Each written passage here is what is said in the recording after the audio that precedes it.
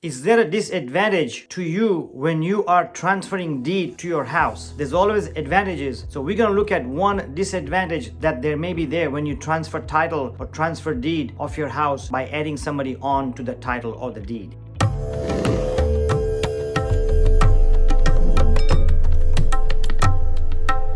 Oftentimes, people add their siblings or their kids or somebody close to them to their property by using joint tenancy and right of survivorship to avoid probate. And that may be good, that may be not good. Let's look into that. By the way, when there is a deed as joint tenants with the right of survivorship, which means that let's say there's two people on the title. If one of them pass, the other person on the title gets the house and vice versa. So that's a joint tenants with the right of survivorship. By the way, I'm not an attorney or a CPA. So if you do have a situation where you need to transfer title and you're looking for information, I would highly recommend that you talk to an attorney who's knowledgeable about deed transfers and title transfers, or talk to your accountant or somebody professional to further proceed. My video is just to give you basic information on the advantages or disadvantages of a title transfer. So the best way is for me to explain to you is through an example. Let's say a dad has owned the house for a long time and he wanna add his kids to the title of the house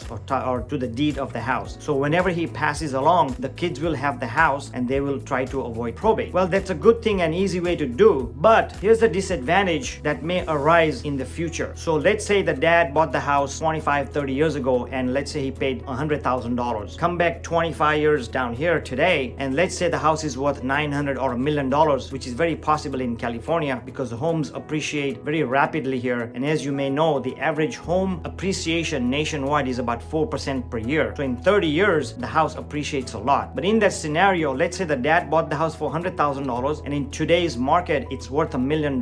Now, assuming the dad added the kids as joint tenants with the right of survivorship, and let's say the dad passes today. So obviously, the house belongs to the kid or kids or whoever the house was transferred to. The disadvantage is, let's say the kids don't want to stay in the house. They already have a house, or the dad was out of state, so they don't want to move and they want to sell the house. So now when the kids sell the house, the value of that property was $1 million and dad bought the house at $100,000 way back. So the gains tax or the capital gains on this property and in this scenario is $900,000. So if the kids sell the property today, they may be liable for up to $900,000 in capital gains tax, which is very, very high today, especially in California. Now, one way to avoid that, or one possible way to avoid paying taxes, is if the dad had a will or a living trust. And so when he passes away, the property will transfer currently to the siblings or the kids or whoever via a living trust or a will. In this situation, the value of the house would be $1 million.